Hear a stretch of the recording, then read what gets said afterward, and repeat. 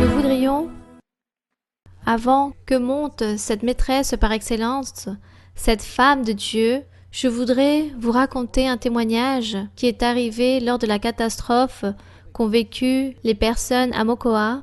Il y a à peu près 3 mois, j'ai entendu ce témoignage si merveilleux. Peut-être certains d'entre vous l'ont aussi entendu. Je souhaite vous le raconter aujourd'hui avec la venue de notre sœur Mara-Luisa.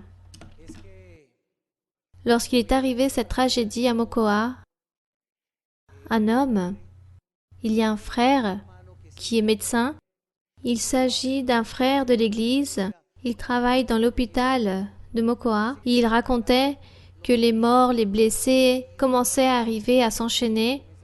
Et les médecins autour disaient qu'il fallait prendre en priorité les plus graves et qu'il fallait essayer de les sauver. Mais arrivait un moment où il n'y avait plus de priorité, car ils étaient si nombreux que la seule priorité était pour ceux qui avaient plus de chances de vivre. Un homme donc est arrivé rempli de boue, avec des égratignures dans tout son corps, avec son bras cassé, une jambe cassée, son thorax. Il était dans des conditions atroces et tous disaient « celui-ci va mourir ». Et le frère de notre église, qui est médecin, le regarde et lui dit « non, laissez-moi agir sur lui ».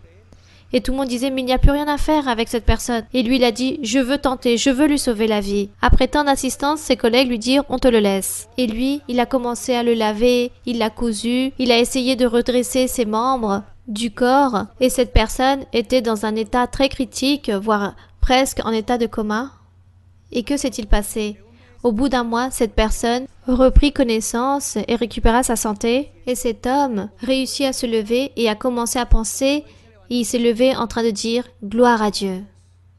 Et gloire à cette femme qui m'a sauvé.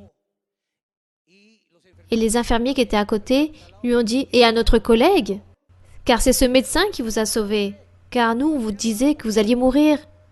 Et lui disait « bon, alors je veux le connaître ». Et lorsque notre frère de l'église, qui est médecin, s'approche de lui, et il commence à le saluer, et lui commence à lui poser des questions. « Ah, c'est vous qui m'avez cousu, c'est vous qui m'avez soigné ?» Et notre frère lui répond « Ah, excusez-moi si les séquelles vont rester, les cicatrices, car je voulais juste essayer de sauver votre vie en stagnant le sang qui coulait. Et gloire à Dieu si vous êtes encore vivant. Mais moi, je veux donner la gloire à Dieu à cette femme si courageuse. » Il disait « mais quelle femme ?» Puis il continue son histoire en disant « oui, lorsque cette avalanche est arrivée, j'étais au sommet, j'étais au-dessus de cette avalanche, et l'avalanche continue à m'entraîner de plus en plus profond dans ce courant, et je commence à me cogner contre les roches, contre les pierres, contre les fenêtres, et je sentais à chaque fois comment mon corps de plus en plus était en train de s'ouvrir. J'ai senti lorsque ma jambe s'est cassée, lorsque mon bras s'est cassé. Durant un moment, j'ai essayé de lutter et d'essayer de survivre, de pouvoir flotter, mais arrive un moment où je me suis dit « je peux plus, je me laisse mourir, car je ne peux plus ». Et de nulle part, une femme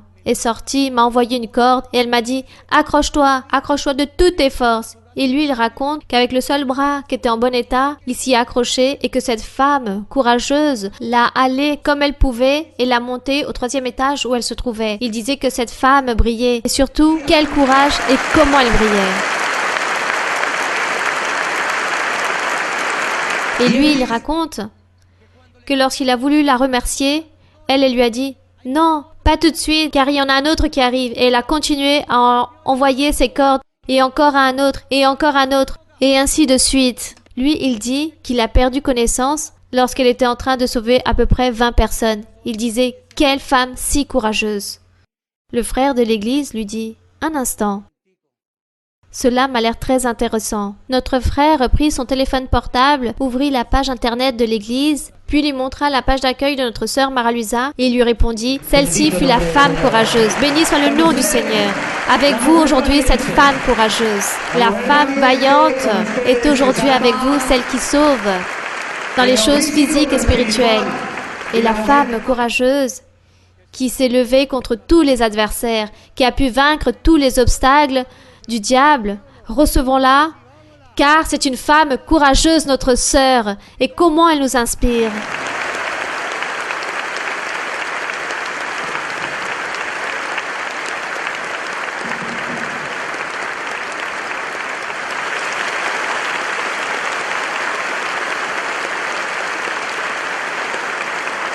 Bonsoir.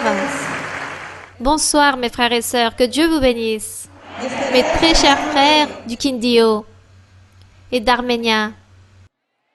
Un grand bonjour rempli de tendresse pour vous tous, pour aujourd'hui. Vous pouvez vous asseoir et nous allons commencer avec les questions de ce soir. Ma sœur Mara-Luisa, bonsoir. Pour honneur et gloire à Dieu, c'est merveilleux ma sœur d'être face à vous, c'est un grand honneur. Et je voudrais lire dans le livre d'Ézéchiel le chapitre 12, verset 24. Ézéchiel se trouve après d'Isaïe, Jérémie et ensuite il y a Ézéchiel. Ézéchiel 12. Ézéchiel 12, verset 24. Le verset 24, nous allons lire donc dans le chapitre 12 d'Ézéchiel. Oui mon frère, lisez. Car il n'y aura plus de vision vaine, ni d'oracle trompeur au milieu de la maison d'Israël. Ma question, ma sœur, est la suivante. Nous avons lu que dans l'Antiquité, lorsque Dieu se manifestait à l'homme, il le faisait à travers les prophètes, en envoyant des visions, des expériences qui étaient accompagnées de paroles dites par le Seigneur. À travers celles-ci, il manifestait les plans qu'il avait avec son peuple. Mais aujourd'hui, selon mon expérience et celle de certains frères, ceux qui ont eu des visions sans parole. Ma question, comment pouvons-nous faire la différence qu'une vision ou un songe provient de Dieu afin que le diable ne puisse nous confondre? Merci ma sœur et que Dieu vous bénisse. Bon, le frère donc a lu ici dans Ézéchiel 12. Ézéchiel le prophète, Dieu avait déjà châtié le peuple d'Israël et Dieu a envoyé un message à travers Ézéchiel aux Israélites qui étaient captifs, qui étaient en train de vivre à Babylone. Là-bas, ils étaient emportés à Babylone, ces Juifs, ce reste du peuple qui avait vécu ce massacre, cette guerre, cette mortalité qu'il y a eu à Jérusalem. Et Dieu a dit à ce groupe de personnes qui étaient là-bas captifs, il leur parlait de nouveau. Il disait que eux, ils devaient se repentir, car par faute du peuple d'Israël, le peuple de Jérusalem ne s'était point repenti, Dieu les avait châtiés, Dieu les avait détruits. Et que eux, ils devaient se repentir. Ce groupe de personnes qui restaient là, ils devaient se repentir, car Dieu se référait du futur, de la venue du Seigneur Jésus-Christ.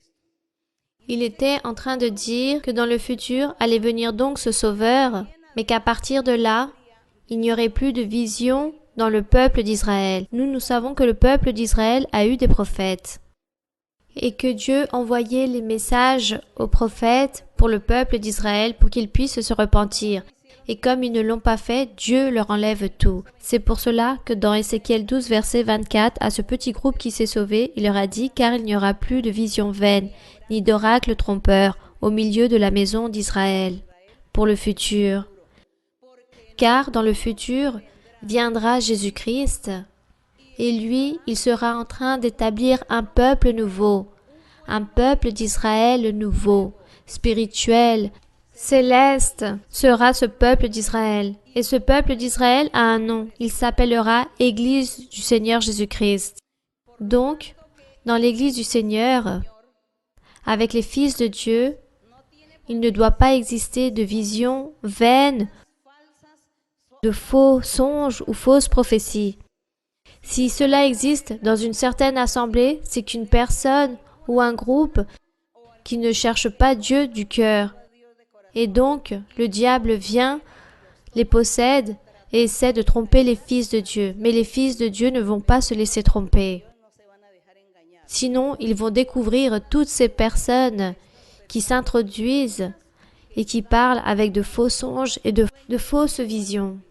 Tout cela peut donc arriver aujourd'hui dans notre assemblée. Mais les fils de Dieu, qui seulement le Seigneur est le seul qui sait qui sont-ils, car nous-mêmes nous ne savons pas, mais le Seigneur sait qui sont ses élus, qui sont ses fils, et à ces derniers, le diable ne pourra point les tromper. Même entre eux, il n'y aura point de vision vaine ou d'oracle trompeur au milieu de cette maison d'Israël spirituelle qui est l'Église établie par des enfants de Dieu. Voilà ce qu'il dit ici, car le verset 25, il est écrit « Car moi, l'Éternel, je parlerai, ce que je dirai s'accomplira, et ce ne sera plus différé, oui, de vos jours, au temps de Jésus-Christ. Famille de rebelles, je prononcerai une parole et je l'accomplirai, dit le Seigneur l'Éternel. » Ça, c'est la promesse pour le futur et cette promesse est pour l'Église du Seigneur. C'est donc pour cela, toujours, je serai en train d'enseigner et je ne me fatiguerai point de vous enseigner aux frères et sœurs que l'Église du Seigneur est composée d'enfants de Dieu et que chacun d'entre vous, vous devez vous demander qui sont les fils de Dieu, qui sont-ils? Donc, les fils de Dieu dans la Bible, nous lisons par rapport aux véritables fils de Dieu et là nous trouvons la réponse.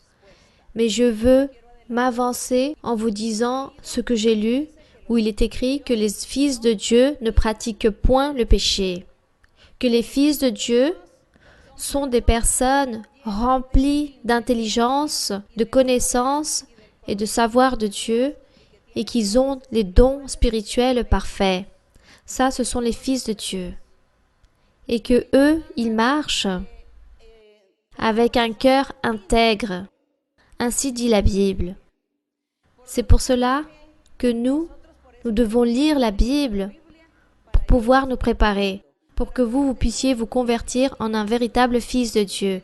Vous lisez la Bible et vous vous dites, il me manque cela, je suis encore en train de pécher. Dans ce péché, il vit encore en moi. Donc, je dois demander à Dieu qu'il puisse m'aider à enlever cela, car je veux être un fils de Dieu. Je veux avoir des dons parfaits. C'est cela, les fils de Dieu sont ceux qui ont des dons parfaits. L'Église du Seigneur, c'est celle qui profite de ces dons merveilleux que Dieu a promis dans l'Antiquité à travers de ses prophètes. Continuons avec une autre question. Ma sœur Maralusa, bonsoir, que Dieu continue à vous bénir. Je voudrais vous poser une question si vous me le permettez. Il se trouve dans Proverbe 8, du verset 22, Proverbe 8, à partir du verset 22 au 26. Oui, ma sœur, pouvez lire. Merci, ma sœur. L'Éternel m'a créé la première de ses œuvres, avant ses œuvres les plus anciennes. J'ai été établi depuis l'éternité, dès le commencement, avant l'origine de la terre. Je fus enfanté quand il n'y avait point d'abîme, point de source chargée d'eau. Avant que les montagnes soient affermies, avant que les collines existent, je fus enfanté. Il n'avait pas encore fait ni la terre, ni les campagnes, ni le premier atome de la poussière du monde. Ma sœur Maralusa, dans les 2 premiers versets, il se réfère à notre Seigneur Jésus-Christ. Dans le verset 25, il se réfère à l'Église. S'il vous plaît, ma sœur, si vous pouviez nous expliquer, merci beaucoup. Ce chapitre 8 de Proverbes, il se réfère au Seigneur Jésus-Christ. Tout le chapitre, il se réfère au Seigneur Jésus-Christ. Lui, c'est la sagesse. Et dans le verset 22 que la sœur a lu, n'est-ce pas? Il dit que cette sagesse, il dit l'Éternel, il parle de la sagesse. L'Éternel m'a créé la première de ses œuvres, avant ses œuvres les plus anciennes, oui. Depuis bien avant, était établi ce plan, était l'œuvre rédemptrice du Seigneur Jésus-Christ, était déjà la crucifixion, le salut, tout ce qui est l'Évangile, était déjà bien avant du commencement de la création du monde. Et ici, il disait que tout cela existait déjà. Il dit ensuite, j'ai été établi depuis l'éternité. Il parle du Seigneur Jésus-Christ. Dès le commencement, avant l'origine de la terre, je fus enfanté avant qu'il n'y avait point d'abîme. Cette sagesse et cette intelligence, c'est le Seigneur Jésus-Christ. Bien avant que les sources fussent créées, avant que les montagnes soient affermies. Il dit que cette sagesse avait déjà été enfantée, le Seigneur Jésus-Christ. Il n'y avait encore fait ni la terre, ni les campagnes, ni le premier atome de la poussière du monde.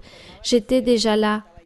Lorsqu'il traça un cercle à la surface de l'abîme, il était en train d'énumérer tout ce que Dieu avait fait. Et là, existait déjà la sagesse, cette intelligence. Et celle-ci, c'est Jésus-Christ. Car le Seigneur, notre Dieu, fut chair, il est devenu homme, pour être avec l'humanité. Mais lui, c'était Dieu depuis le début. Bien, continuons. Et cette idée du Fils de Dieu, c'est qu'il est en train de raconter ici, depuis le début, il était déjà là. Continuons, oui, continuons avec une autre question. Ma sœur, bonsoir. Nous vous souhaitons une bienvenue à vous et tous ceux qui vous accompagnent. Ma sœur, vous nous aviez expliqué, à travers les études bibliques, dans différents passages de Pierre, mais je souhaiterais, en ce moment, raconter la vie de Pierre, car depuis que le Seigneur Jésus-Christ commence son œuvre évangélique, Pierre est toujours à ses côtés.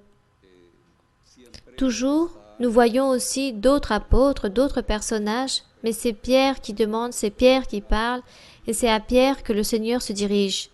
Et dans toutes ces situations, parfois, Pierre se retrouve dans des situations, on pourrait croire simples, mais même comme ça, le Seigneur Jésus ne l'abandonne jamais. Au contraire, le Seigneur Jésus fait toujours en sorte qu'il soit toujours présent dans son œuvre évangélique.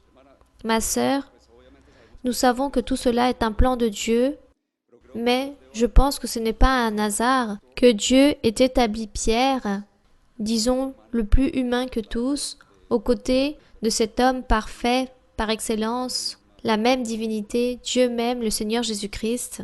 Ma sœur, est-ce que Dieu a voulu nous enseigner avec cela quelque chose à l'humanité? Moi, dans mon cœur, je pense qu'à travers cela, il y a sûrement un enseignement très grand, très spirituel. Ma sœur, s'il vous plaît, si vous pouviez nous expliquer cela. Merci beaucoup.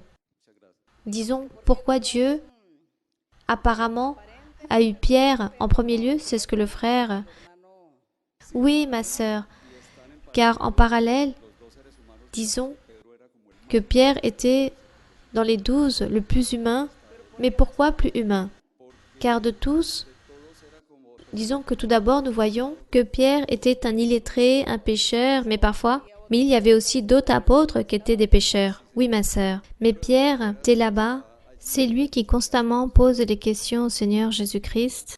Pierre dit au Seigneur qu'il ne va pas le renier, alors qu'au final, il le renie 3 fois. Ensuite, Pierre demande au Seigneur Jésus vis-à-vis de Jean de ce qu'il pense. Bref, Pierre se retrouve toujours dans une situation où le Seigneur fait que toujours il est en train de réaliser une réprimande sur lui. Donc, ma question est, ayant tous deux parcouru tout cela, est-ce que derrière tout cela, Dieu veut nous enseigner quelque chose pour l'humanité? Non, je ne pense pas qu'il y a un enseignement. Pierre, Dieu dit qu'il lui a donné les clés du royaume. Il lui a dit, « À toi, je donnerai », car il y a eu cette coïncidence que le nom de Pierre, dans un autre langage, voulait dire une roche ou roc. Et voilà donc pourquoi le Seigneur, lorsqu'il a dit à Pierre, il lui a dit « Tu es Pierre », mais dans un autre langage, cela signifie un roc, et sur ces rocs, je vais bâtir mon église. Parce que Pierre a dit « Tu es le Christ, le Fils du Dieu vivant ». Et cela a plu beaucoup au Seigneur, cette réponse, car il s'est rendu compte que Pierre avait compris, du moins, ou que Dieu lui avait révélé à Pierre que le Seigneur Jésus était le véritable Dieu, le Messie, le Sauveur, lorsqu'il lui a dit « Tu es le Fils de Dieu ». Et c'est pour cela qu'il lui a dit « Toi, Pierre, je vais bâtir sur ce roc mon église ». Sur cette affirmation, cette pierre, ce roc, c'était l'affirmation de Pierre. « Tu es le Fils du Dieu vivant ». Et Pierre lui a dit « Tu es le Fils du Dieu vivant ». Et le Seigneur lui répond « Tu es Pierre », qui signifie roc. Et toi, tu es en train d'affirmer que je suis le Fils du Dieu vivant. sur ce Fils du Dieu vivant, je vais fonder et bâtir mon Église. Et l'Église fut bâtie sur Jésus-Christ, la pierre principale. Elle n'a pas été fondée sur Pierre comme beaucoup le disent, que l'Église a été fondée sur Pierre, non. Le Seigneur, ce qu'il était en train de dire à Pierre, toi tu es en train de dire que je suis le Fils de Dieu. Cela signifie que je suis une pierre, un roc, car ton nom, Pierre, signifie cela. Et toi tu es en train d'affirmer que je suis le Fils de Dieu. Donc, sur ce Fils de Dieu, ou sur cette pierre, sur ce roc, je vais bâtir mon Église. Et cette même pierre, c'est Jésus-Christ. Jésus-Christ fut le fondement principal de l'Église. Et à Pierre, Dieu lui a donné une récompense. Il l'a récompensé par cette bénédiction, par cette révélation que Dieu a donnée à Pierre. Le Seigneur Jésus l'a récompensé en lui disant « À toi, je te donnerai les clés du royaume. Je te donnerai ces clés. » C'étaient des clés invisibles. Et le jour de Pentecôte, lorsque le Saint-Esprit est venu, lorsqu'ils disent que tous ont été remplis du Saint-Esprit, ils ont commencé à prophétiser, à parler en langue et à réaliser des miracles. Ce jour-là, Pierre s'est levé et pour la première fois, il a donné un discours à toutes les personnes qui étaient là en train d'écouter. Et ce jour-là a commencé, ou plutôt a débuté l'Église du Seigneur Jésus-Christ.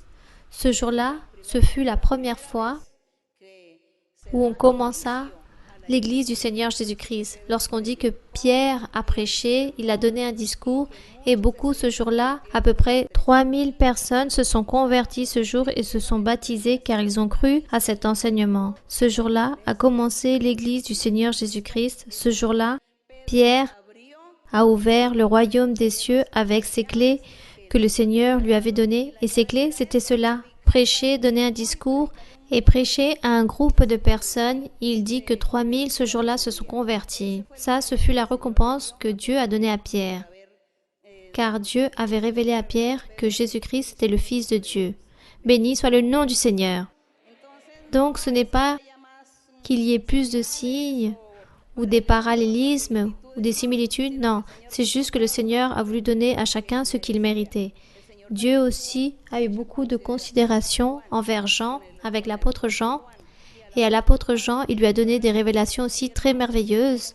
Lorsque nous lisons Jean, nous voyons l'œuvre du Saint-Esprit racontée par Jean, et elle ne fut racontée par personne d'autre, mais juste par lui. Donc, à chacun, Dieu donne sa bénédiction. Gloire au Seigneur. Continuons, oui. Bonsoir, que Dieu vous bénisse. Ma sœur Maralusa, sachez que je suis très heureuse, je suis très reconnaissante avec le Dieu de la gloire de nous avoir permis de partager avec sa servante bien-aimée. Merci ma sœur.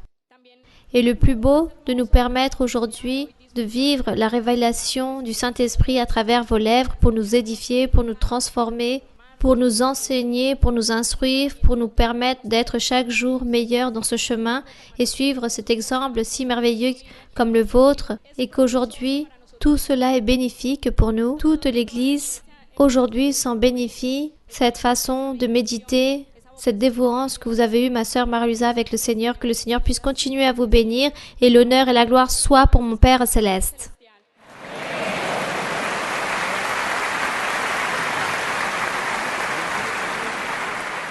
Ma sœur Marie-Luisa, je voudrais vous poser 2 questions si vous me le permettez. La première question est par rapport à ce que révèle l'Écriture lorsque Enoch fut transposé, ainsi qu'Élie et d'autres encore. L'apôtre Paul enseigne dans le premier livre de Thessaloniciens, dans le chapitre 4, verset 17, que certaines personnes, nous les vivants, qui seront restés, nous serons tous ensemble enlevés avec eux sur des nuées à la rencontre du Seigneur dans les airs, et ainsi nous serons toujours avec le Seigneur. Ma sœur Maralusa, pouvons-nous considérer que ceux qui sont enlevés seront ensuite transposés comme Enoch, Élie et Moïse? Ainsi dit la Bible. La Bible dit que le jour où le Seigneur viendra sur sa nuée, ceux qui vivront en le Seigneur, qui sont en train de faire la volonté du Seigneur, qui sont prêts, qui sont fils de Dieu, Il dit que tous seront transformés en ce moment et monteront avec leur corps. Ils ne vivront pas la mort, ils ne la verront pas, mais ils seront transformés en un corps glorieux et ils vont monter dans les nuées. Ainsi dit la Bible. Et ceux qui sont déjà morts en le Seigneur, fils de Dieu aussi qui sont morts, ils disent que eux vont ressusciter, ils reprennent leur corps, mais le Seigneur leur donne ce corps, il le transforme dans un corps glorieux. Ils ressuscitent, le corps devient glorieux et monte sur les nuées où le Seigneur va apparaître. Ainsi dit la Bible.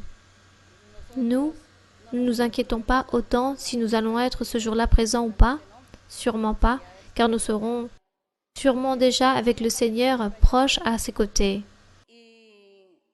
Plutôt, inquiétons-nous pour prêcher, pour enseigner. Tout d'abord, pratiquer et ensuite enseigner aux personnes pour que les personnes puissent connaître Dieu, pour qu'ils puissent connaître ce Dieu merveilleux et qu'ils puissent suivre Dieu et qu'ils puissent louer et l'aimer. Pour que ce jour, lorsque ce grand jour viendra, ces futures générations puissent être prêtes là, prêts, et que Dieu puisse juste venir et emporter son Église comme lui, il l'a planifié, car c'est son plan divin. Bien. Continuons. Y a-t-il une autre question? Bonsoir, ma sœur Mara-Luisa. C'est une grande bénédiction d'être aujourd'hui tous ensemble. Le livre de Vivencias raconte qu'un jour vous avez dit à votre belle-mère « Cherchons ensemble jusqu'à notre dernier jour de vie, mais Dieu ne vous a pas laissé seul, car nous sommes très heureux d'être chaque jour auprès de vous. » Permettez-moi, ma sœur, de vous poser la question dans Matthieu chapitre 7, verset 18. Matthieu chapitre 7, verset 18. Oui, mon frère. Un bon arbre ne peut porter de mauvais fruits, ni un mauvais arbre porter de bons fruits. Dieu m'a permis de recevoir un songe dans lequel je marchais aux côtés d'un fleuve qui était plutôt agité et sombre, et je voyais un pêcheur qui balançait son cordage, et où tombait ce cordage, on voyait l'eau cristalline, et beaucoup de poissons ont été ramassés par ce filet. Ensuite, dans ce même rêve, il y avait un chemin, d'un côté, il y avait une clôture, de l'autre côté, une récolte, et en face de moi, je voyais un berger qui avait avec lui un troupeau de brebis. Et pour laisser passer le berger, je me mettais du côté de la récolte où j'observais des petites plantes, mais avec des fruits très grands. Le berger, c'était le même pêcheur. Il me disait, lorsque je regardais les brebis, fais attention avec la brebis qui est aveugle et celle qui est contaminée. Et je disais que je les voyais toutes de la même façon. Il se riait sans me donner aucune réponse. Donc ma question est, ma sœur, comment réussir à faire la différence d'une brebis qui est aveugle et celle qui est contaminée, afin d'être préventif avec les frères et sœurs dans le troupeau du Seigneur, car nous ne pouvons pas connaître ce qu'il y a au plus profond des cœurs. Je pense, mon frère, ce n'est pas tellement d'être préventif, mais plutôt enseigner. Enseigner avec amour, avec tendresse aux personnes. Car pourquoi je vais commencer à être préventif? Alors comme je vais être préventif, alors je vais fuir de tous? Ah, sûrement celui-ci c'est un menteur, celui est faux, celui est hypocrite, je ne peux pas être confiante, donc je vais fuir. Non, je dois vivre au milieu des personnes, je dois connaître les gens, enseigner avec amour, en train de leur dire faites attention, ne faites pas ceci, cela, cherche Dieu, voilà ce qu'il faut faire. Et le frère dit comment faisons-nous pour connaître les brebis qui sont aveugles ou pas? Mais comme il se réfère aux personnes, aux gens, comment vais-je faire pour connaître les personnes? Il faut que je parle, il faut que j'écoute les personnes, il faut que je les vois. Qu'est-ce qu'elles parlent, comment elles disent les choses, comment est leur vie, comment elles s'expriment. S'il y a des dons en cette personne, s'il y a des bons fruits, s'il y a un bon témoignage, qu'est-ce qu'il y a dans les personnes? Et de cette façon, nous allons connaître les personnes. Nous allons connaître si cette personne est malade, si elle est liée par des esprits, si elle n'a pas compris la parole, si elle n'a pas compris la doctrine. Peut-être ces personnes, il lui manque des choses, il faut être patiente envers sa personne, ou elle est très obstinée, très têtue, elle est rebelle. Donc, il faut que je parle à cette personne, il faut que je lui enseigne pour qu'elle puisse se garder, pour qu'elle puisse changer. Je ne vais pas être préventif, non, il faut que je me convertisse en maîtresse ou maître en un père, une mère pour cette personne, pour pouvoir lui enseigner avec beaucoup de sagesse, avec beaucoup de bienfaisance pour qu'elle puisse changer et vivre une meilleure vie pour Dieu. Voilà ce qu'il faut faire. Voilà ce qu'il faut donc faire. Et lorsque le frère a reçu ce rêve et qu'on lui dit de faire attention aux brebis qui sont aveugles ou contaminées, il n'est pas en train de lui dire qu'il faut s'éloigner ou fuir. Non, au contraire, avoir cette considération et aider ces êtres. Aidez-les. Vous qui êtes peut-être plus fort, plus mature, qui comprend, qui a cette capacité, aidez les autres, aidez ceux qui sont faibles. Voilà ce que Dieu veut dire. Bien, continuons. Y a-t-il une autre question? Bonsoir, ma sœur Marie-Louisa. Que Dieu vous bénisse énormément. Pour moi, c'est une grande fierté d'être face à vous. Ma question se trouve dans le deuxième livre de Thessaloniciens, chapitre 3, versets 14 et 15. Je vais lire, ma sœur. Donc, deuxième livre de Thessaloniciens, chapitre 3. Oui, ma sœur, vous pouvez lire. Et si quelqu'un n'obéit pas à ce que nous disons par cette lettre, notez-le, verset 14. Oui, versets 14 et 15, ma sœur. Et si quelqu'un n'obéit pas à ce que nous disons par cette lettre, notez-le, et n'ayez point de communication avec lui afin qu'il éprouve de la honte. Ne le regardez pas comme un ennemi, mais avertissez-le comme un frère. Ma sœur, prenant en compte que le Seigneur a révélé à l'apôtre Paul la doctrine pour nous l'Église et aujourd'hui celle que nous profitons, que se passe-t-il si au milieu de l'assemblée, les pasteurs identifient des mauvais comportements en les frères et sœurs et les pasteurs se doivent de les réprimander. Mais ces frères et sœurs, au lieu d'accepter la réprimande, se fâchent contre le pasteur et partent dans d'autres lieux pour s'y réunir. Et en plus de tout cela, ces personnes disent que Dieu leur a parlé et qu'il allait réprimander le pasteur qui les a réprimandés. Ma sœur, quel doit être notre comportement face à cette personne? Car à plusieurs occasions, on essaie de réprimander ces personnes, mais ces personnes n'obéissent pas. Bien au contraire, elles continuent à parler mal du pasteur, en train de semer des discordes entre les frères et sœurs. Merci ma sœur et que Dieu vous bénisse. Bien, donc ici dans le deuxième livre de Thessaloniciens 3, lisons un peu à partir du verset 10, où il est écrit. L'apôtre dit, « Car lorsque nous étions chez vous, dit l'apôtre, eux, ils étaient dans un certain temps avec les Thessaloniciens, ils étaient réunis avec eux, il leur a enseigné la doctrine, il leur dit, « Lorsque nous étions chez vous, nous vous disions expressément, si quelqu'un ne veut pas travailler, qu'il ne mange pas non plus. » Il parlait de ceux qui étaient irresponsables ou des paresseux. Si vous ne voulez pas travailler, alors ne mangez plus. Car, il dit, « Nous apprenons cependant qu'il en a parmi vous quelqu'un qui vive dans le désordre et qui ne travaille pas, mais qui s'occupe de futilité, c'est-à-dire qu'ils étaient en train de voler. Nous invitons ces gens-là et nous les exhortons par le Seigneur Jésus-Christ à manger leur propre pain en travaillant paisiblement. Pour vous, frères, ne vous lassez pas de faire le bien, et si quelqu'un n'obéit pas à ce que nous disons sur cette lettre, notez-le et n'ayez point de communication avec lui afin qu'il éprouve de la honte. » Il était en train de parler des croyants à l'intérieur de l'assemblée qui étaient en train de réaliser toutes ces choses désordonnées. Par exemple, celui-ci était en train de voler. Un autre peut-être commettait des adultères ou des impudicités et vous, autant que croyants, vous vous rendez compte que ces personnes sont en train d'agir et de réaliser ce genre de péché. Alors qu'il fallait faire selon ce que l'apôtre leur disait à cette époque, cela nous sert aussi ce conseil, car il dit, si quelqu'un n'obéit pas à cette réprimande, ne vous joignez pas à lui. Donc, nous ne pouvons pas applaudir cette personne, même si elle est frère ou sœur de l'Église, se réunit ici, mais marche dans ses péchés et ne se repentit point, alors je m'éloigne de celle-ci ou de celui-ci. Je m'éloigne de cette personne en tant que croyant, car le devoir du pasteur, oui, c'est faire un appel d'attention à cette personne et de lui enseigner et de la réprimander. Mais entre croyants, éloignons-nous. Car il dit ici, ne vous joignez point avec lui, afin qu'il n'éprouve de la honte. Ne le regardez pas comme un ennemi, mais avertissez-le comme un frère en Jésus-Christ. Voilà la manière dont l'apôtre enseigne dans l'assemblée, dans les croyants, si quelqu'un se rend compte ou qui est en train de vivre une vie désordonnée. Entre croyants, nous devons nous éloigner. Si certains a la doctrine, la maturité suffisante, la capacité pour pouvoir réprimander, alors il peut le faire. S'il a cette autorité, il peut faire cela. Réprimander cette personne et dire qu'elle est en train de pécher et que si elle continue comme ça, à quoi sert que cette personne vienne à l'église? Vaut mieux qu'elle reste à l'extérieur et qu'elle continue à vivre dans son péché. Bien, continuons avec une autre question. Ma sœur Mara-Luisa, bonsoir, dans cette terre du département du Quindío.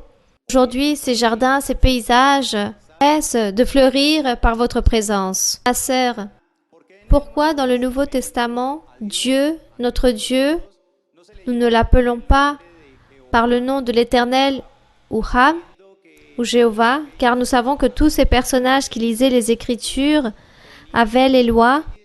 Il lisait aussi les livres des prophètes. Merci beaucoup, ma sœur.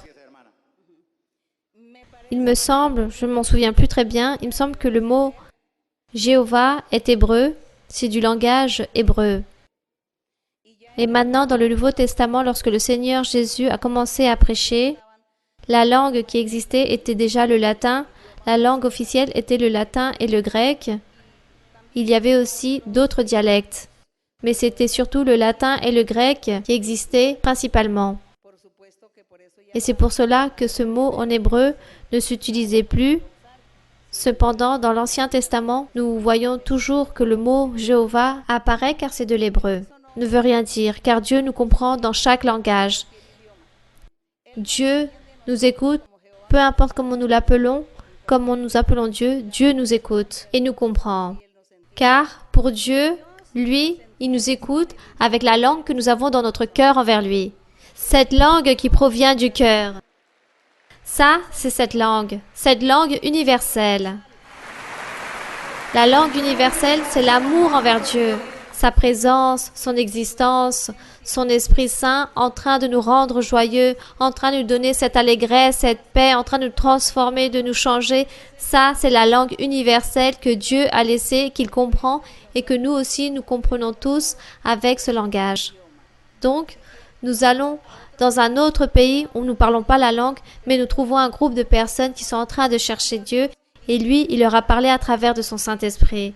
Et immédiatement, nous commençons à avoir et à comprendre ce langage et à nous communiquer avec ces personnes par le fait qu'ils sont aussi en train d'écouter la parole de Dieu, en train d'écouter le Seigneur, en train d'entendre ce message spirituel du Saint-Esprit. Peu importe le langage, nous sentons cette même amour, cette même allégresse, cette même joie de savoir que vous êtes en train d'écouter les paroles de Dieu, que tous nous sommes en train de chercher ce Dieu qui a réalisé la terre et le ciel. Donc, c'est le meilleur langage qui peut exister dans le monde. Ce langage merveilleux qui est cet amour et cette présence de Dieu et ce que Dieu donne dans notre cœur et que tous, nous le sentons, tous ceux qui sont ici du continent européen, asiatique, africain, là-bas, si on parle de Dieu, si vous êtes joyeux, nous sentons la même chose, la même allégresse et la même joie. Bien, continuons. Bonsoir, ma sœur Mara-Luisa, que Dieu vous bénisse. Bienvenue au département du Quindío, vous et tous ceux qui vous accompagnent. Ma sœur, si vous me le permettez, j'ai une question dans Ézéchiel chapitre 28, verset 12. Ézéchiel 28, 12. Ézéchiel 28, 12. Vous pouvez lire, ma sœur. Fils de l'homme, prononce une complainte sur le roi de Tyr. Tu lui diras, ainsi parle le Seigneur l'Éternel. Tu mettais le sceau à la perfection, tu étais plein de sagesse, parfait en beauté. Ma sœur, en lisant ce verset, me survient deux questions. Tout d'abord, si le diable était le sceau de la perfection, où a commencé la méchanceté contre lui? Et la deuxième, quelle est la sagesse qu'a perdue le diable? Et s'il a perdu cette sagesse, car il dit « tu étais », alors avec quelle astuce agit-il pour attaquer l'Église? Ma sœur, pouvez-vous m'expliquer un peu car je ne comprends pas. Merci beaucoup ma sœur et que Dieu vous bénisse. Bien, donc Ézéchiel 28, vous êtes tous prêts mes frères et sœurs? Verset 12, le Seigneur dit, « Fils de l'homme ». Le Seigneur était en train d'envoyer un message au roi de Tyr. Le roi de Tyr était possédé par le diable. Réellement, il a été possédé par le diable et tout ce qu'il était en train de faire était mauvais. Et Dieu s'est rendu compte que le diable l'avait possédé. Et c'est pour cela, à travers le prophète Ézéchiel, Dieu envoie un message au roi de Tyr, mais Dieu se dirige directement au diable. Il parle au diable. Et c'est pour cela qu'il lui dit, car tout cela commence à partir du chapitre 26, toute cette prophétie en train de se référer au diable. Mais spécifiquement ici dans le chapitre 28, où il dit « Fils de l'homme », il était en train de dire au roi de Tyr, mais il se référait Dieu au diable directement. Prononce une complainte sur le roi de Tyr. Dieu dit à Ézéchiel, « Tu lui diras, ainsi parle le Seigneur l'Éternel, tu mettais le sceau à la perfection. » Mais ce n'était pas le roi de Tyr physique, lui ce n'était pas le sceau à la perfection, c'était le diable. Tu étais plein de sagesse, parfait en beauté. Tu étais en Éden, le jardin de Dieu, tu étais couvert de toute espèce de pierres précieuses, de sardoine, de tapas, de diamants. Avant Adam et Ève, il existait déjà cet Éden. Et celui qui habitait cet Éden, c'était le diable, c'était un ange, comme le reste de milliards d'anges qui existaient. Une fois que Dieu a créé Adam et Ève, il les a mis à habiter dans cet Éden.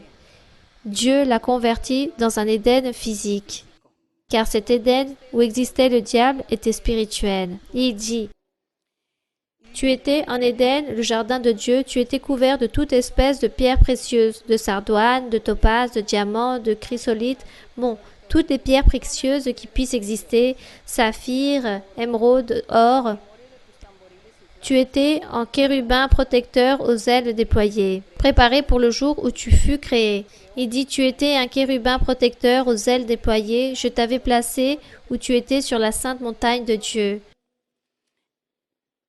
Tu marchais au milieu des pierres étincelantes, tu étais intègre dans tes voies, depuis le jour où tu fus créé, jusqu'à celui où l'iniquité a été trouvée chez toi. Il dit qu'il fut parfait dans toutes ses voies jusqu'au jour où il est tombé dans l'iniquité. Et notre sœur demande comment le diable est devenu rebelle ou mauvais. Que s'est-il passé? Ou lui a-t-il manqué de la sagesse ou pas? Je pense qu'il lui a manqué de la sagesse, de l'intelligence. Au diable, même si Dieu lui avait donné beaucoup de sagesse, lui, il n'a pas pu déposer cette sagesse pour être humble et simple et respectable pour respecter Dieu. Donc il a voulu se mettre à égal ou devenir plus que Dieu. Donc il dit, jusqu'au jour où l'iniquité a été trouvée chez toi, et par la grandeur de ton commerce, tu as été rempli de violence et tu as péché. Il dit, je te précipite, Dieu dit, je te précipite de la montagne de Dieu et je t'ai fait disparaître, chérubin protecteur. Le cœur du diable s'est rempli d'orgueil et de vanité. Du milieu des pierres étincelantes, ton cœur s'est élevé à cause de ta beauté, tu as corrompu ta sagesse par ton éclat. Je te jette par terre. Ici, il dit qu'il a corrompu la sagesse de son éclat. Il a cessé d'être sage à cause de ton éclat. Je te jette par terre. Je te livre au spectacle au roi. Par la multitude de tes iniquités, par l'injustice de ton commerce, tu as profané tes sanctuaires. Il a donné de l'ambition au diable. Cette sagesse a cessé en lui, l'orgueil est entré, l'ambition, et c'est pour cela que Dieu le rejette. Verset 19. Tous ceux qui te connaissent parmi les peuples sont dans ta stupeur à cause de toi, et tu réduis au néant, tu ne seras plus à jamais. C'est-à-dire que le diable plus jamais allait se repentir. Il dit qu'il sera une stupeur, et c'est vrai que le diable effraie les êtres vivants. Il les effraie avec des cauchemars, avec des mauvais esprits, avec des visions. Bon, avec tellement de choses que le diable peut réaliser pour détruire et faire des choses mauvaises aux êtres humains. C'est pour cela que nous devons prier et demander à Dieu qu'il puisse nous donner des dons pour chasser tous ces démons et lutter contre le diable pour pouvoir aider nos semblables qui vivent liés à cause de ce démon, à cause de ce diable, à cause de cette frayeur, car il dit qu'il sera cette stupeur. Bon, la sagesse a cessé de vivre en lui à cause de son orgueil, de sa vanité. Il a voulu être semblable à Dieu, c'est pour cela que Dieu le rejette. Aujourd'hui, le diable a beaucoup de pouvoir, mais tout cela, il l'utilise pour réaliser des iniquités. Il n'a pas de sagesse, car s'il aurait eu cette intelligence, il l'aurait mis à travailler et jamais il n'aurait été méchant et jamais il ne serait allé contre Dieu. Continuons.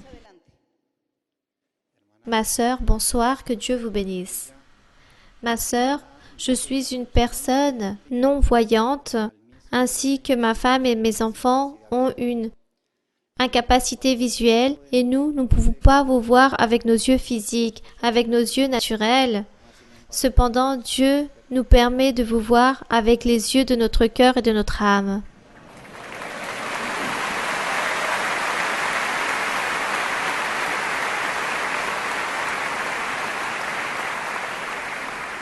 Ma sœur Mara-Luisa, dû à mon incapacité visuelle, me survint une question et en 2006, lors d'une visite que vous avez réalisée, j'avais voulu vous poser une question, mais pour une question de temps, je n'ai pas pu la réaliser.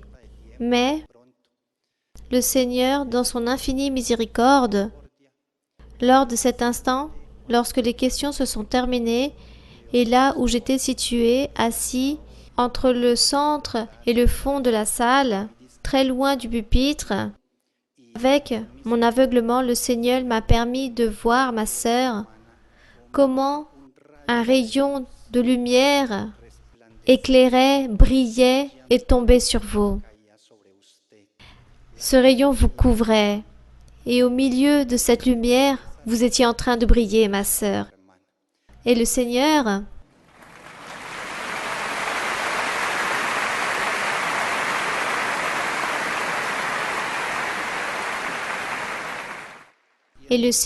à ce moment-là, m'a donné la réponse à la question que je voulais vous poser. Car Dieu a envoyé de son Saint-Esprit et m'a donné le don glorieux de la prophétie.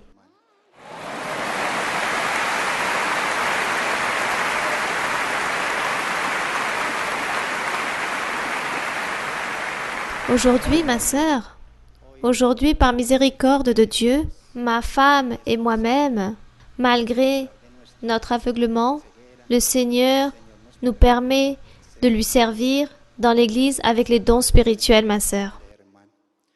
Aujourd'hui, je ne peux pas vous voir, ma sœur. Mais en vous sentant ici si proche de moi, je sais que tous nous allons recevoir de grandes bénédictions, ma sœur.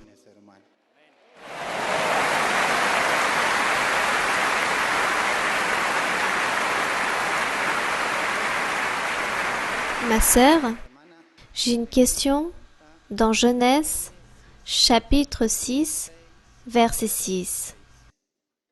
Oui, mon frère. Il dit ainsi, Genèse 6, verset 6. L'Éternel se repentit d'avoir fait l'homme sur la terre, et il fut affligé en son cœur.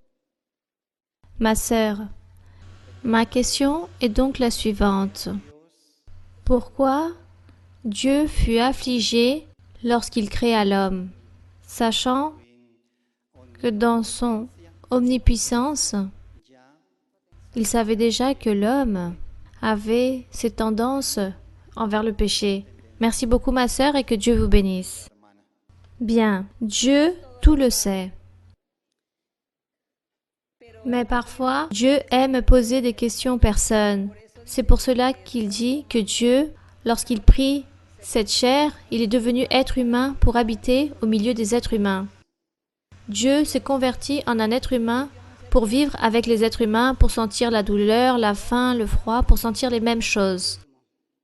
Et Dieu est ainsi avec les personnes. Même s'il sait tout, il veut que nous puissions lui dire, lui raconter ce que nous avons besoin, ce que nous pensons, ce que nous désirons, ce que nous sentons. Lui, il veut cela, et nous aussi, il nous traite comme un ami.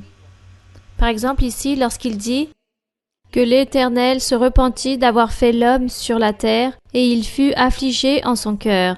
Lui, ce qu'il est en train de nous démontrer, c'est que lui, il a voulu se convertir en ce moment comme un être humain. Lorsque, par exemple, quelqu'un sent une douleur, lui aussi voulait la sentir. C'est pour cela qu'il dit qu'il nous a fait à son image et à sa ressemblance. Lui, il souffre. Si lui, il a mal, nous aussi, on a mal. Si nous, nous souffrons, Dieu aussi souffre. Si nous, nous sentons de la joie, Dieu aussi se rend joyeux. Donc, tout ce que nous vivons et nous sentons, Dieu aussi le vit et le sent. Il l'expérimente. C'est pour cela qu'il dit, à son image et à sa ressemblance, Dieu a créé l'homme. Donc, que cela ne nous fasse pas étrange que dans la Bible nous trouvons, lorsque Dieu demande à une personne, il lui dit « Comment un tel ou celui-ci ou celui-là t'a reçu? T'ont-ils bien reçu ou t'ont-ils mal reçu ?» Le Seigneur demande ainsi. Et la personne dit « Non, ils n'ont pas voulu me recevoir, ils ne m'ont pas cru. » Sachant que le Seigneur tout le sait, alors nous pourrions dire « Pourquoi Dieu demande cela s'il le sait tout ?» Mais non. Ça, c'est la manière du comment Dieu nous démontre. Il nous démontre cette manière d'agir, cette amitié, et c'est pour cela qu'il disait à Abraham, « Race d'Abraham que j'ai aimé. » Est-ce que Dieu a besoin d'amis? Et Dieu en train de dire à un être humain, « Race d'Abraham que j'ai aimé. » Et lorsqu'il a dit au roi Saul, « Tu es mon ennemi. » Donc Saul, adversaire du Seigneur. Non, quelle ironie! Mais non, Dieu agit ainsi. Dieu est merveilleux. Comment le Seigneur se rend petit face à nous? C'est cela.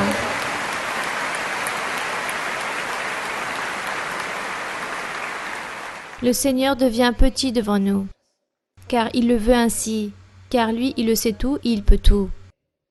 Mais lui, pour ne pas nous sentir si mal, pour nous donner confiance, pour nous séduire, lui, il se comporte ainsi comme une personne quelconque, comme un ami pour nous parler, pour nous dire plein de choses. C'est cela. Dieu est ainsi. Ça, c'est l'amour de Dieu et ça, c'est la miséricorde du Seigneur. Donc, que cela ne nous fasse pas étrange, tous ces petits détails de toutes ces manifestations du Seigneur.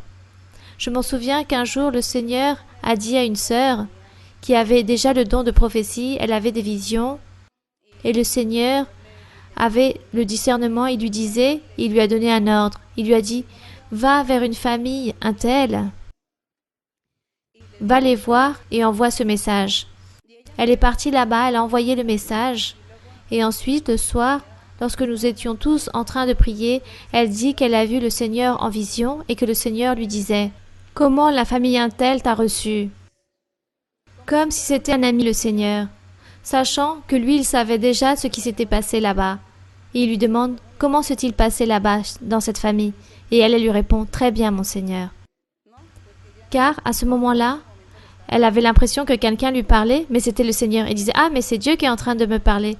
Et elle commence à pleurer de joie. Ainsi est le Seigneur. Que cela ne nous fasse pas étrange. Dieu est ainsi. Bien. Continuons. Continuons avec une autre question, oui. Bonsoir, ma sœur Mara-Luisa. Que Dieu vous bénisse. Mon cœur se réjouit de joie de vous avoir aujourd'hui face à moi. Ma question se trouve dans le premier livre de Samuel, chapitre 28, du verset 8 au 13. Premier livre de Samuel, chapitre 28, vous avez dit? Oui, ma sœur. Du verset 8 au 13. Oui, ma sœur, pouvez lire. Alors Saul se déguisa et prit d'autres vêtements, et il partit avec 2 hommes. Ils arrivèrent de nuit chez la femme. Saul lui dit, « Prédis-moi l'avenir en évoquant un mort, et fais-moi monter celui que je te dirai. » La femme lui répondit, « Voici, tu sais ce que Saul a fait, comment il a retranché du pays ceux qui évoquent les morts et ceux qui prédisent l'avenir. Pourquoi donc tends-tu un piège à ma vie pour me faire mourir? » Saul lui jura par l'Éternel en disant, « L'Éternel est vivant, il ne t'arrivera point de mal pour cela. » La femme lui dit, « Qui veux-tu que je te fasse monter? » Et il répondit, « Fais-moi monter Samuel. » Lorsque la femme vit Samuel, elle poussa un grand cri, et elle dit à Saul, « Pourquoi m'as-tu trompé? Tu es Saul? » Le roi lui dit, « Ne crains rien. » Mais que vois-tu? La femme dit à Saül, « Je vois un Dieu qui monte de la terre. » Ma sœur, ma question se trouve dans le verset 13, lorsqu'il se réfère à quel Dieu il se réfère dans le verset 13. C'est sa manière de dire les choses. Dieu considérait des personnages plus importants. En voyant ce personnage si important qui était Samuel, c'est pour cela qu'elle s'exprime de la sorte en disant « Je vois un Dieu qui monte de la terre », en train de se référer à l'importance et à Samuel, car probablement Dieu a permis qu'elle puisse voir Samuel, car Dieu voulait châtier Saül pour avoir fait toutes ces choses. Et comme Dieu voulait le châtier, c'est pour cela que Dieu a permis que Samuel puisse revenir et qu'elle puisse le voir à travers une vision. Et en le voyant, comme lui il était un sacrificateur, il était donc plus supérieur, et elle disait « Je vois un Dieu ». Et c'est pour cela que le roi lui dit « Et quelle est la forme de ce Dieu ?» Aussitôt elle répondit en disant qu'elle voyait un vieillard enveloppé d'un manteau en train de monter. Et lui, il conclut que c'était Samuel qui venait. Mais Dieu a châtié le roi Saül pour avoir consulté cette magicienne, car Dieu avait interdit que dans le peuple d'Israël, il ne devait pas exister de magiciens, de sorciers, rien de toutes ces choses. Aucune de ces personnes devrait exister dans le peuple d'Israël. Que si des personnes allaient se lever en train de pratiquer toutes ces choses, on devait leur donner la mort. Il y avait une peine de mort pour ces personnes. Donc, Dieu voulait que le peuple d'Israël puisse être un peuple pur, saint, parfait, dans beaucoup de choses, dans beaucoup de manières. Et le roi Saül va consulter cette magicienne. Lui, il savait que dans le peuple d'Israël, on leur enlevait la vie, on les poursuivait pour leur enlever la vie. Et lorsqu'elle a découvert que c'était le roi Saül, elle a dit, lui, il va m'enlever la vie car ça, c'est la loi. Et le roi lui avait promis que rien n'allait lui arriver. Saül a juré au nom de l'Éternel en disant « Ne t'inquiète pas, car aucun mal viendra sur toi. » Dû à tout cela, vis-à-vis de la situation qu'ils étaient en train de vivre, il lui a promis qu'il allait garder la vie de cette femme. Mais Dieu a châtié Saül pour avoir fait toutes ces choses. Tout cela, ce sont des enseignements que Dieu laisse pour que nous puissions apprendre aujourd'hui aussi. Nous ne devons pas faire certaines choses, mais au contraire nous éloigner pour pouvoir plaire au Seigneur. Et celui qui fait toutes ces choses, Dieu châtie, car aujourd'hui, Dieu aussi nous châtie. Il dit que lui, il nous aime, mais aussi il nous réprimande. Bien, continuons. Ma sœur Mara-Luisa, bienvenue. Nous sommes très heureux et reconnaissants envers le Seigneur pour le privilège qu'il nous donne aujourd'hui. Merci pour être avec nous. Ma sœur, la question à laquelle je veux me référer se trouve dans Jérémie, particulièrement dans le chapitre 31. 31 de Jérémie, le prophète. Dans le verset 1, il est écrit, si vous me le permettez ma sœur, oui mon frère. En ce temps-là, dit l'Éternel, je serai le Dieu de toutes les familles d'Israël, et ils seront mon peuple. Ensuite, au verset 33, il est écrit, mais voici l'alliance que je ferai avec la maison d'Israël.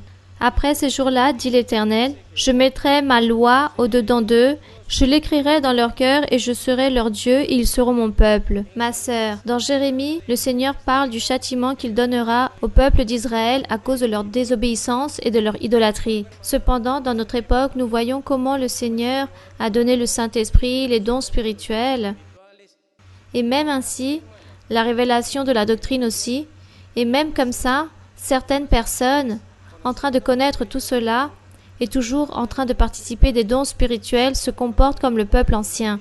Ma sœur, comment avoir cette droiture dans notre cœur pour ne pas tomber dans ces pièges? Aujourd'hui, cela est en train d'arriver la même chose que dans le peuple d'Israël. Dans le peuple d'Israël, il y a eu de la dureté de cœur. Aujourd'hui aussi. Puis, il arrive tout cela dans l'assemblée. Dans cette assemblée que Dieu est en train de former, le Seigneur dit, beaucoup sont appelés, mais peu sont élus. Donc, je dis assemblée, je ne dis pas Église du Seigneur Jésus-Christ. Car si je dis Église de Jésus-Christ, je suis en train de parler des fils de Dieu qui vivent dans la perfection et qui ont les dons spirituels parfaits. Et qu'ils vivent une vie droite et parfaite, ils ont déjà Dieu dans leur cœur, et ils sont en train d'habiter dans la montagne sainte, dans la montagne de la sainteté. C'est pour cela que je préfère parler de l'assemblée. Aujourd'hui, dans l'assemblée ou dans les congrégations, que Dieu a appelé beaucoup de personnes, Dieu est en train de nous réunir tous, il est en train de réaliser cette invitation pour que nous puissions nous convertir en fils de Dieu. Aujourd'hui, il arrive la même chose, le même besoin, la même rébellion, la même hypocrisie dans certains, la même paresse spirituelle, le mépris envers Dieu, ne pas valoriser Dieu, tout cela aussi arrive avec nous. Dans les assemblées, nous avons pu constater ce phénomène. Donc, ce n'était pas juste dans l'Antiquité, mais aujourd'hui aussi. Et le Seigneur Jésus-Christ l'a enseigné. Je ne sais pas si vous vous rappelez que le Seigneur Jésus a parlé et a dit au peuple et à ses disciples, il leur disait, « Beaucoup seront en train de me dire, « Seigneur, en ton nom nous avons prophétisé. » Vous vous souvenez de ce verset? « Seigneur, en ton nom nous avons prophétisé. En ton nom nous avons réalisé des prodiges. En ton nom nous avons chassé les démons. » Vous vous souvenez? Et le Seigneur répond, « Et moi je vous dirai, retirez-vous de moi, soyez maudits de mon Père. » Je suis contente de savoir que vous connaissez ce verset par cœur. Qu'est-ce que cela veut dire? Que dans les assemblées, il y aura des personnes qui, après avoir reçu les dons spirituels, après avoir prophétisé, vont revenir en arrière, reviennent au péché ou continuent à vivre dans le péché qu'ils avaient déjà apporté la première fois lorsqu'ils sont arrivés à l'Église. Dieu donne les dons spirituels aux personnes pour que les personnes puissent changer. Dieu ne donne pas les dons spirituels aux parfaits. Dieu donne les dons spirituels pour que les personnes puissent changer et qu'ils puissent être parfaits dans le futur. C'est pour cela que vous n'allez pas être trompés. Si vous voyez quelqu'un qui a les dons spirituels, qui prophétise, et là-bas, dans leur foyer, c'est une personne remplie de vulgarité, de grossièreté, de mauvaise éducation, de colère, de conflit, d'envie, de toutes ces choses. Si vous voyez ces personnes et vous dites, cette personne va à l'église et elle prophétise, non, sa même famille, car certains me disent, mon familier va à l'église, mais il est irresponsable, il est grossier, il ne travaille pas, il est malfaisant, il est envieux, il est colérique. Et comment cela que cette personne va à l'église pour prophétiser? Les personnes se scandalisent. Sûrement, vous avez déjà vu ce genre de phénomène et cela peut arriver dans la congrégation. Mais le Seigneur Jésus un jour leur dira, si la personne ne se repentit pas, un jour le Seigneur dira à ces personnes, je ne vous connais pas. Retirez-vous de moi, vous serviteurs d'iniquité, car vous n'avez pas fait la volonté de mon Père. Voilà ce qui peut arriver. Cela arrive. C'est pour cela que nous sommes ici, en train de prêcher que nous avons quoi? Que nous devons arriver dans un lieu saint, que nous devons être enfants de Dieu, et que les fils de Dieu ne pratiquent pas le péché. Ça, c'est notre lutte, et ça sera notre lutte, notre prédication, notre enseignement, une et plusieurs fois, pour que tous nous puissions comprendre et que nous puissions nous repentir et que nous puissions craindre Dieu, valorisons Dieu et que nous puissions demander à Dieu qu'il nous aide à changer, que lui, il nous aide à changer car nous voulons lui plaire et nous voulons lui appartenir à ce roi du ciel. Voilà ce qui arrive. Bien, nous allons donc prier notre Dieu. Prions le Seigneur et donnons la liberté au Saint-Esprit. Et ceux qui sont malades, ceux qui sont sur des chaises roulantes, vos familles, imposez-leur les mains. ceux qui sont paralysés, qui ne peuvent pas parler, qui ne peuvent pas bouger, votre familier, votre ami, celui qui l'a ramené ici, posez les mains à cette personne lors de la prière et dites, Seigneur, tu es ici, tu es à mes côtés, tu es à ma droite. Regarde ce familier, regarde comment il est. Racontez au Seigneur l'état dans lequel se trouve votre familier. Racontez-lui, car Dieu veut, Dieu tout le sait, mais il aime qu'on lui raconte. Car lui se convertit parfois comme notre ami. Donc parlez au Seigneur. Parlez de votre familier, de votre maladie, du cancer, du sida, bon, de toutes les maladies incurables.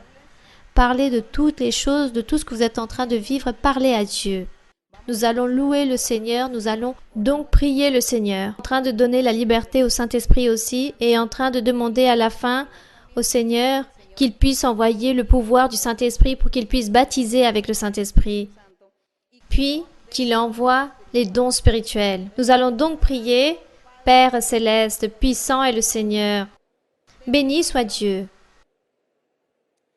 Père de notre Seigneur Jésus-Christ. Seigneur, ce soir, nous sommes ici devant ta présence.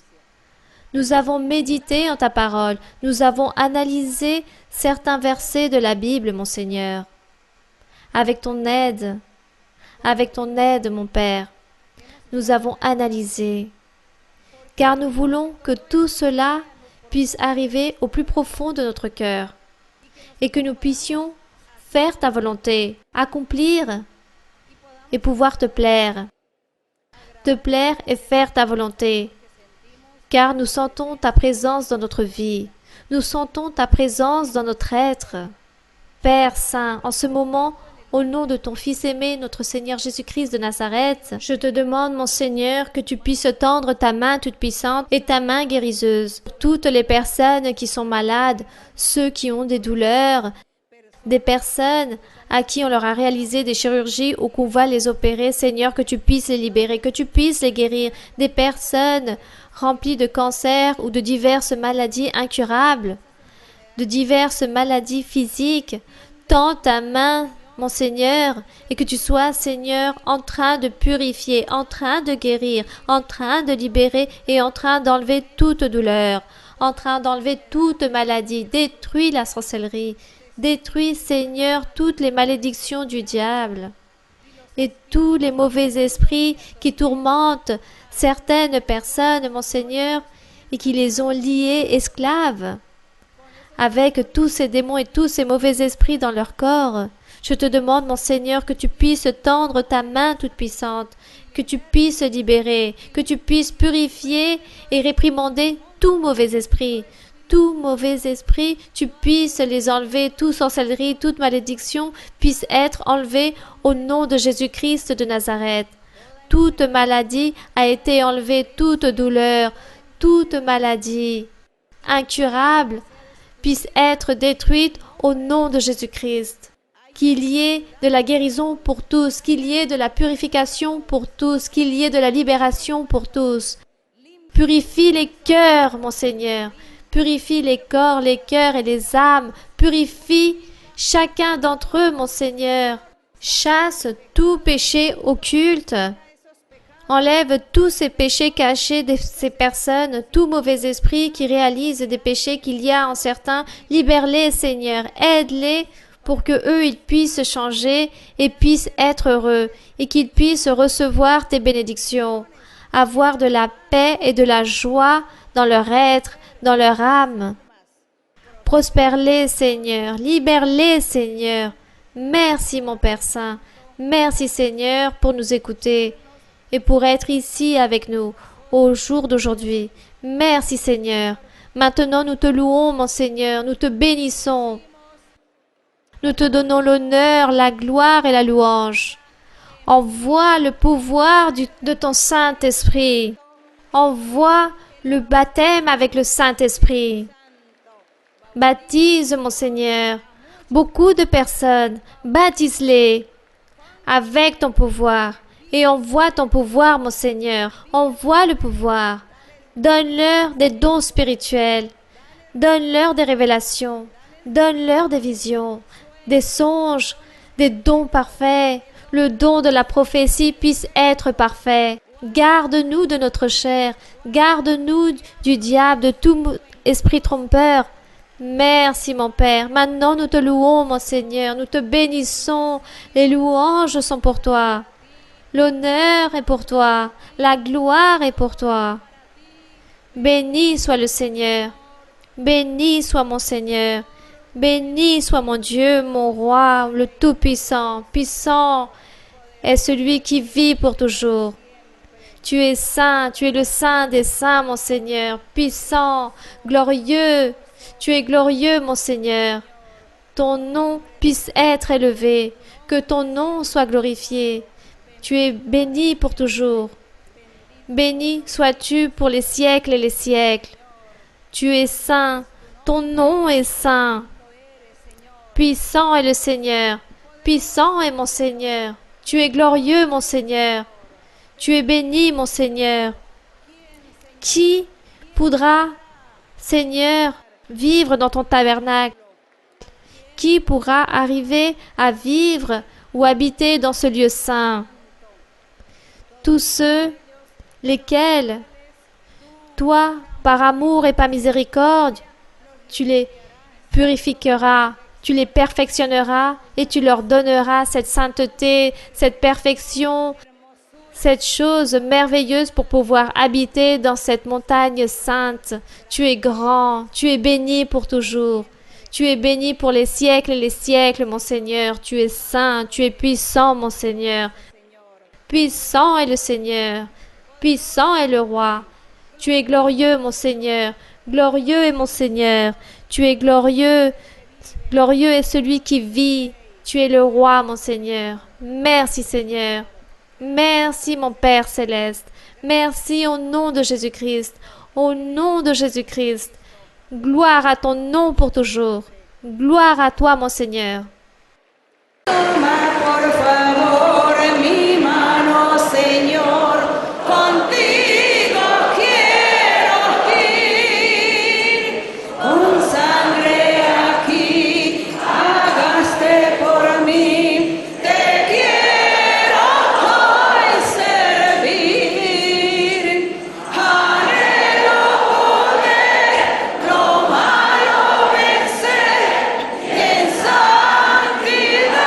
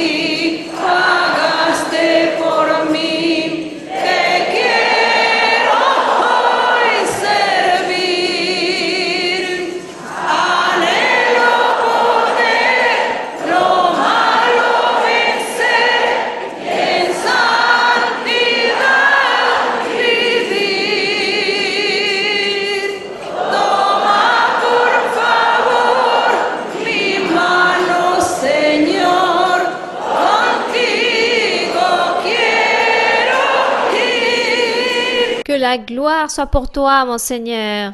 Merci, Seigneur. Des bénédictions, beaucoup de bénédictions. Il y a beaucoup de bénédictions pour tous aujourd'hui. Et j'ai réalisé beaucoup de changements, beaucoup de transformations de vie. À beaucoup, je leur ai donné beaucoup de triomphes et de victoires. J'ai enlevé des souffrances, des amertumes dans leur cœur, des tristesses qu'il y a eu dans certains dans leur âme, et beaucoup de souffrances. J'ai détruit l'œuvre de l'adversaire dans beaucoup. J'ai visité beaucoup aujourd'hui, et j'ai vêtu avec des vêtements nouveaux dans beaucoup. Pourtant, continuez vers l'avant, soyez fermes et sûrs et continuez à louer mon nom et à me suivre, à continuer vers l'avant avec tout pouvoir, avec toute votre force, avec beaucoup de sûreté, sans peur et sans crainte. Soyez confiants et croyez, soyez sûrs, car il y a beaucoup de bénédictions pour beaucoup. Et aujourd'hui, j'ai revêtu du pouvoir du Très-Haut à beaucoup d'entre vous. J'ai beaucoup béni aujourd'hui. Et beaucoup de changements viendront aussi pour beaucoup dans différents lieux du monde. Car dans différents lieux du monde, je serai en train de me manifester et je serai en train de changer des cœurs et des concepts en beaucoup de personnes et je serai en train de me manifester avec le pouvoir et avec toute ma gloire. Car beaucoup de triomphes et de victoires viendront pour mon œuvre, pour mon assemblée, pour les miens, pour mon église viendront des triomphes, des bénédictions. Et aussi, je serai en train de donner à vous tous, je serai en train de donner beaucoup de nécessités matérielles, car beaucoup vont recevoir des bénédictions matérielles que je leur donnerai. Des changements et des triomphes, il y en aura pour tous et des bénédictions aussi. Ne vous sentez donc pas faible ou démotivé. Au contraire, soyez vaillants, courageux, forts et continuez vers l'avant. Car les changements qui viendront sont très grands. Les bénédictions viendront. Je ne vais pas vous laisser seuls. Je ne vais pas vous abandonner. Je serai toujours attentif de vous tous. Continuez vers l'avant. Cherchez la perfection et soyez fermes. Il est bon que vous puissiez vivre et que vous puissiez allégrer vos cœurs, mais que vous soyez aussi en train de méditer en ma parole et en train de faire ma volonté. Soyez confiants en tout cela, soyez fermes. Des bénédictions et des triomphes je donnerai. Chacun d'entre vous avait ses vœux et ses nécessités, il les a posés devant ma présence, et à chacun je vais exaucer leurs vœux et je leur donnerai le souhait qu'il y a dans leur cœur. Ne soyez pas tristes, car bientôt vous allez voir ces bénédictions dans vos vies. Soyez confiants et continuez. Bénis mon âme à l'Éternel. Puissant est le Seigneur, puissant est le Roi qui vit pour toujours. Puissant est le Seigneur. Grand est le Seigneur. Grand est notre Dieu. Béni soit Dieu. Seigneur, tu es le Très-Haut pour toujours. Ta miséricorde est grande, ton amour est éternel, et tes paroles, tes promesses sont fidèles et véritables. Merci Seigneur. Merci Seigneur. Recevez le pouvoir du Très-Haut, et les bénédictions du Très-Haut viendront. Et tous, vous allez recevoir des pluies de bénédictions. Des pluies, des bénédictions, il y en aura pour tous. Merci. Louange au Seigneur. Que ton nom soit loué. Gloire au Roi. Gloire à Dieu. Puissant est le Seigneur. Puissant mon Seigneur. Merci. Alléluia. Béni soit celui qui vit. Béni soit le Seigneur. Puissant est le Seigneur. Gloire à mon Dieu. Gloire à mon Dieu, mon Roi. Gloire à mon Seigneur. El gozo del Señor mi fortaleza es. El gozo del Señor mi fortaleza es. El gozo del Señor mi fortaleza es. Y su gozo sin medida Él me da. Si tienes ese gozo puedes tú cantar. Si tienes ese gozo puedes tú danzar. Si tienes ese gozo puedes tú gritar. Gozo sin medida Él te da. El gozo del Señor mi fortaleza es. El gozo del Señor mi fortaleza es. El gozo del Señor mi fortaleza es. Y su gozo sin medida Él me da. Si tienes ese gozo puedes tú cantar. Si tienes ese gozo puedes tú danzar. Si tienes ese gozo puedes tú gritar. Y su gozo sin medida Él te da. Gloire au Tout-Puissant. Gloire au Seigneur. Gloire à notre Père. Gloire au Roi qui vit pour toujours. Que l'honneur soit pour notre Dieu Tout-Puissant. Merci.